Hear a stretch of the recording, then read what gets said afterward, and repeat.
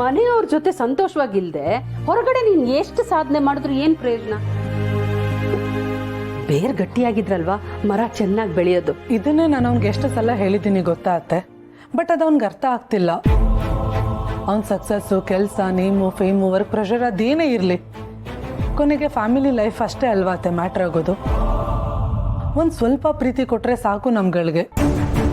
ಅದನ್ನು ಕೊಡೋಕೆ ಟೈಮ್ ಇಲ್ಲ ಅಂದರೆ ನೀನು ಹೇಳಿದಷ್ಟು ನಿಜ, ನೀನೇ ಸರಿ. ನಮ್ಮ ಅಣ್ಣನೂ ಬಿಸ್ನೆಸ್ ಮ್ಯಾನೆ, ಅವನ್ನೆಲ್ಲಾನು ಮ್ಯಾನೇಜ್ ಮಾಡ್ತಾನೆ. ಎಷ್ಟೇ ಬ್ಯುಸಿ ಇದ್ರೂ ನಮ್ಮ ಜೊತೆಗಿದ್ದಾಗ ಬರೀ ನಮ್ಮ ಜೊತೆ ಮಾತ್ರ ಇರ್ತಾನೆ. ಅವ್ನ ಕೆಲಸನ ಟೆನ್ಷನ್ನ ನಮ್ಮ ಮಧ್ಯೆ ತರಲ್ಲ. ನಮ್ಮ ಕಷ್ಟ ಸುಖ ಕೇಳ್ತಾನೆ, ನಾವು ಹೇಗಿದ್ದೀವಿ ಅಂತ ವಿಚಾರಿಸ್ತಾನೆ. ಬಟ್ ಜೀವ ಹಾಗಲ್ಲ. ಕೆಲಸ ಅಂತ ಬಂದರೆ ಬರೀ ಕೆಲಸ ಅಷ್ಟೇ. ಟೂ ಮಚ್ ವರ್ಕೋಹಾಲಿಕ್ ಆಗ್ಬಿಟ್ಟಿದ್ದಾನೆ. ಆ್ಯಕ್ಚುಲಿ ಇದು ಆಲ್ಕೋಹಾಲಿಕ್ಕಿಂತ ಡೇಂಜರಸ್ ಗೊತ್ತಾಗತ್ತೆ. ರಿಲೇಷನ್ಶಿಪ್ಪೇ ಸುತ್ತೋಗುತ್ತೆ. ಅದು ಅವ್ನಿಗೆ ಅರ್ಥ ಆಗ್ತಿಲ್ಲ.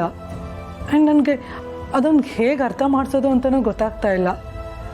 ಒಂದೊಂದ್ಸಲ ನನಗೆ ಹೇಗೆ ಅನಿಸುತ್ತೆ ಅಂದರೆ, ಅಯ್ಯೋ ಕಂದ, ಇವತ್ತೊಂದು ಒಳ್ಳೆ ದಿನ ಆಗಿ ನೀನಿಷ್ಟು ನೊಂದ್ಕೋಬೇಡಮ್ಮ. ಕಣ್ಣಲ್ಲಿ ನೀರು ಹಾಕ್ಬೇಡ. ನೋಡು, ನೀನಿಷ್ಟು ಬೇಜಾರು ಮಾಡಿಕೊಂಡ್ರೆ ನೀನು ನೋಡಿ ಜೀವನೂ ಬೇಜಾರು ಮಾಡ್ಕೋತಾನೆ. ಆಮೇಲೆ ಅವನು ಬೇಜಾರು ಮಾಡ್ಕೊಂಡ ಅಂತ ಮತ್ತೆ ನೀನು ಬೇಜಾರು ಮಾಡ್ಕೋತೀಯ. ನಿಮ್ಮಿಬ್ಬರಿಗೂ ಬೇಜಾರಾಗಿದೆ ಅಂತ ನಾವೆಲ್ಲರೂ ಬೇಜಾರು ಮಾಡ್ಕೋತೀವಿ. ಮನೆ ವಾತಾವರಣನೇ ಒಂಥರ ಆಗೋಗುತ್ತೆ. ಪ್ಲೀಸ್ ಇದೊಂದ್ಸಲಿ ಅವನಿಗೆ ಕ್ಷಮಿಸ್ಬಿಟ್ಟು ಸಮಾಧಾನ ಮಾಡ್ಕೊ. ಐ ಆಮ್ ಸಾರಿ ಅತ್ತೆ. ನೀವೇನೇ ಹೇಳಿದ್ರು ನನಗೆ ಈ ವಿಷಯದಲ್ಲಿ ಸಮಾಧಾನ ಮಾಡ್ಕೊಳಕ್ ಆಗ್ತಿಲ್ಲ.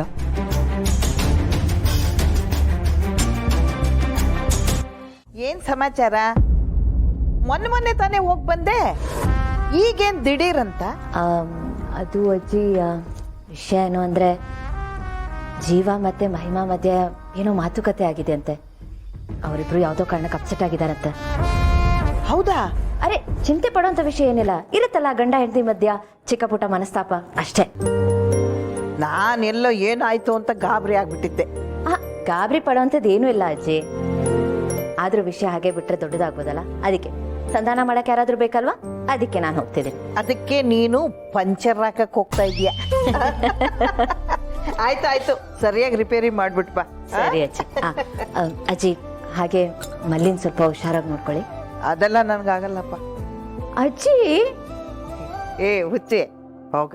ನಾನ್ ನೋಡ್ಕೊಳ್ದೆ ಇರ್ತೀನಾ? ನೋಡ್ಕೋತೀನಿ, ಹೋಗು. ಸರಿ, ನಾನು ಆಗ ಕಾಲ್ ಮಾಡ್ತೀನಿ. ಆಯ್ತು. ಕಾಲ್ ಮಾಡ್ತೀನಿ ಅಂತ ನೆನಪಾಯ್ತು ನೋಡಿ. ನಿಮಗೆ ಟೈಮ್ ಪಾಸ್ ಮಾಡಬೇಕು ಅಂದರೆ ಟಿವಿ ನೋಡಿ, ಇಲ್ಲ ಒಂದೆರಡು ಪುಸ್ತಕ ಓದಿ. ಆ ಫೋನಲ್ಲೇ ಮುಳುಗೋಗ್ಬೇಡಿ. ಆಮೇಲೆ ನಿಮಗೆ ಕತ್ ನೋವು ಬರುತ್ತೆ, ಕಣ್ಣು ನೋವು ಬರುತ್ತೆ, ತಲೆ ನೋವಿಂದ ರಾತ್ರಿ ಎಲ್ಲ ಒದ್ದಾಡ್ತೀರಾ. ಫೋನ್ ನೋಡಬೇಡಿ ಜಾಸ್ತಿ, ಸರಿನಾ? ಆಯ್ತು ಮೇಡಮ್, ನೀವು ಹೇಳ್ದಾಗೆ ಮಾಡಿ. ಹುಷಾರು. ಆಯ್ತು, ಬರ್ತೀನಿ. ಹೋಗುವ. ಏನ್ ಹುಡುಗಿಯಪ್ಪ, ಈಗ ಆಗ್ಲೇ ಮುದುಕಿ ಆಗ್ತಾ ಇದ್ದಾಳೆ.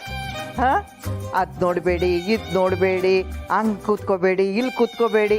ಅಬ್ಬಬ್ಬಬ್ಬಬ್ಬಬ್ಬಬ್ಬ, ಏನ್ ತಿಳುವಳಿಕೆ. ಅದಕ್ಕೆ ಈ ಹುಡುಗಿ ನನಗೆ ತುಂಬಾ ಇಷ್ಟ ಆಗಿರೋದು. ನಮ್ ಗುಂಡುಗಂತೂ ಹೇಳಿ ಮಾಡಿಸಿದ ಜೋಡಿ.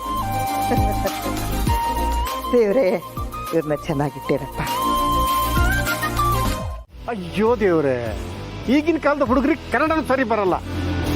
ಶಂಕುಸ್ಥಾಪನೆ ಅಂದ್ರೆ ಓಪನಿಂಗ್ ಸೆರೆಮನಿ ಇದ್ದ ಹಾಗೆ, ಈ ಅಡಿಗಲ್ ಹಾಕೋದು ಅಂತಾರಲ್ಲ ಆ ಥರ. ನಮ್ಮ ಕಾಲ್ ಕಡೆಗಡೆ ಬಾಂಬ್ ಬಿಡುವಂತ ಕೆಲಸ ಸದ್ದಿಲ್ದಂಗೆ ಆಗೋಗಿದೆ ಅಳಿಮಯ್ಯ. ಅದು ಯಾವಾಗ ಡಮ್ ಅನ್ನೋತೋ ಗೊತ್ತಿಲ್ಲ ಅಷ್ಟೇ. ಏನ್ ಮಾತಾಡ್ತಿದ್ಯಾ ಮಾಮ್?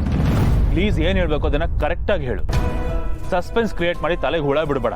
ತಲೆಯಲ್ಲಿ ಆಲ್ರೆಡಿ ಬೇಜಾನ್ ಹುಳ ಇದೆ, ಅದನ್ನ ಮೇಂಟೈನ್ ಮಾಡಕ್ಕೆ ಸಾಯ್ತಾ ಇದೀನಿ ನಾನು.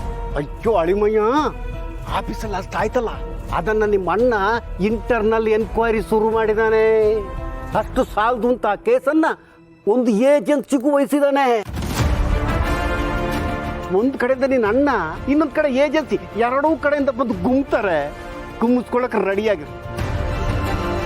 ಏನ್ ಹೇಳ್ತಿದ್ಯಾ ಮನಸ್ಸಿನ? ಹೂ ಕಣು, ನಿನ್ನ ಅಣ್ಣ ಇದನ್ನ ತುಂಬಾ ಸೀರಿಯಸ್ ಆಗಿ ತಗೊಂಡಿದ್ದಾನೆ. ಅವನು ಯಾವುದನ್ನು ಬೇಕಾದ್ರೂ ಸಹಿಸ್ಕೋತಾನೆ. ಅದರ ನಂಬಿಕೆ ದ್ರೋಹನ ಯಾವತ್ತೂ ಕ್ಷಮಿಸಲ್ಲ. ಅವನ ಹತ್ರ ಇದಕ್ಕೆ ಯಾವತ್ತೂ ಕ್ಷಮೆ ಇರಲ್ಲ, ಇದನ್ನು ತಿಳ್ಕೊಂಡಿರು. ಅವನ ಸಹನೆ ಎಷ್ಟು ದೊಡ್ಡದು, ಕೋಪ ಅಷ್ಟೇ ಕೆಡ್ದಾಗಿರುತ್ತೆ ಅಳಿಮಯ್ಯ. ಈಗ ಅವರು ಬುಡ ಸಮೇತ ಎಲ್ಲ ಆಚೆ ಆಗ್ತಾರೆ. ನಿನ್ನ ಬೆನ್ನಿಂದ ಇಷ್ಟೆಲ್ಲ ನಡೀತಿದ್ರು ಅದರ ಅರಿವಿಲ್ಲದೆ ಆರಾಮಾಗಿದೆಯಲ್ಲೋ. ಕಳ್ತನ ಮಾಡೋನು ಯಾವಾಗಲೂ ಮೈ ತುಂಬ ಕಣ್ಣಾಗಿರ್ಬೇಕು. ಇದರ ಸೂಕ್ಷ್ಮತೆ ಅರಿವೇ ನಿನಗಿಲ್ವಲ್ಲ ಅಳಿಮಯ್ಯ. ನೀನ್ ಯಾಕೆ ಮಾಮ್ಸ್ ಇಷ್ಟೊಂದು ಟೆನ್ಷನ್ ಆಗ್ತಿದ್ಯಾ? ಕೂಲ್ ಆಗಿರೋ. ನಾನೇನು ಮೈ ಮರೆತು ಆರಾಮಾಗಿಲ್ಲ, ಮೈಯೆಲ್ಲ ಕಣ್ಣಾಗಿದ್ದೇ ಆರಾಮಾಗಿದ್ದೀನಿ. ಯಾಕೆ ಅಂದ್ರೆ ನಾನು ಮಾಡೋ ಕೆಲಸನ ನೀಟಾಗಿ ಪ್ಲಾನ್ ಮಾಡಿದ್ದೀನಿ ಆ್ಯಂಡ್ ಆ ಪ್ಲಾನನ್ನು ಅಷ್ಟೇ ನೀಟಾಗಿ ಎಕ್ಸಿಕ್ಯೂಟಿವ್ ಮಾಡಿದ್ದೀನಿ. ಮಾಮ್, ನಾನು ಅವ್ರನ್ನ ಕಾಂಟ್ಯಾಕ್ಟ್ ಮಾಡಿರೋದಕ್ಕೆ ಯಾವುದೇ ಮೆಸೇಜಸ್ ಆಗಲಿ, ಕಾಲ್ ಹಿಸ್ಟ್ರಿ ಆಗಲಿ, ಮೇಲ್ಸ್ ಆಗಲಿ ಏನೂ ಇಲ್ಲ ಅಮ್ಮ. ಸೊ ನೀನು ಆರಾಮಾಗಿದೆ, ಟೆನ್ಷನ್ ಮಾಡ್ಕೊಂಡು ನನಗೂ ಟೆನ್ಷನ್ ಕೊಡ್ಬೇಡ. ಅರ್ಥ ಆಯ್ತಾ? ಕೂಲ್ ಮಾಮ್, ತಂಡ ಕೂಲ್. ಏನ್ ತಂಡ ಕೂಲ್ ಸಿಕ್ಕು ಬಿಟ್ರೆ ತಂಡ ಹೊಡೆದೋಗ್ತೀಯ ಅಳಿಮಯ್ಯ. ಸಿಕ್ ಬಿದ್ರೆ ತಾನೇ ಮಾಮ್. ಯಾರು ಸಿಕ್ ಬೀಳೋರೀಗ? ಮಾಮ್, ಯಾವುದೋ ಏಜೆನ್ಸಿ ಅಲ್ಲ, CBIನೇ ಬಂದ್ರು ಈ ಕೆಲಸ ನಾನೇ ಮಾಡಿರೋದು ಅಂತ ಕಂಡಿಡಿಯಕ್ಕೆ ಚಾನ್ಸೇ ಇಲ್ಲ. ಯಾರಿಗೆ ಆಗಲಿ ಎವಿಡೆನ್ಸ್ ಬೇಕಲ್ವಾ ಮಾಮ್? ಅದೇ ಇಲ್ಲ ಅಂದ್ರೆ ಯಾರು ತಾನೇ ನನ್ನನ್ನು ಏನು ಮಾಡೋಕ್ಕಾಗುತ್ತೆ? So don't worry, take it easy. ನೀನೇ ಯೋಚನೆ ಮಾಡು, ನನಗಾಗ್ಲಿ ಆ ಇನ್ನೊಂದು ಪಾರ್ಟಿಗಾಗ್ಲಿ ಯಾವುದೇ ರೀತಿ ಡೈರೆಕ್ಟ್ ಲಿಂಕ್ ಇಲ್ಲ. ನನ್ನ ಕೈಯಿಂದ ಅವ್ರ ಕೈಗೆ ಏನು ಟ್ರಾನ್ಸ್ಫರ್ ಆಗಿಲ್ಲ. ಸೊ ನನ್ನ ಅಗೇನ್ಸ್ಟ್ ಯಾವುದೇ ರೀತಿ ಎವಿಡೆನ್ಸ್ ಅವ್ರ ಹತ್ರ ಇಲ್ಲ. ಡೌಟ್ ಬಂದ್ರೆ ತಾನೇ ನಾನು ಸಿಕ್ಬಿಡೋದು. ನನ್ನ ಮೇಲೆ ಯಾವುದೇ ರೀತಿ ಡೌಟೇ ಬಂದಿಲ್ಲ ಅಂದ್ರೆ ಸಿಗಾಕೊಳ್ಳೋದು ಎಲ್ಲಿಂದ ಬಂತು ಮಾಮ್? ಅಷ್ಟಕ್ಕೂ ಇಷ್ಟು ದೊಡ್ಡ ಕೆಲಸನ ಬೇಕಾಬಿಟ್ಟಿ ಮಾಡಿರ್ತೇನ ಮಾಮ್ಸ್? ನನಗೂ ಬುದ್ಧಿ ಅನ್ನೋದಿಲ್ಲ, ಅದನ್ನು ಉಪಯೋಗಿಸಿರ್ತೀನಲ್ವ.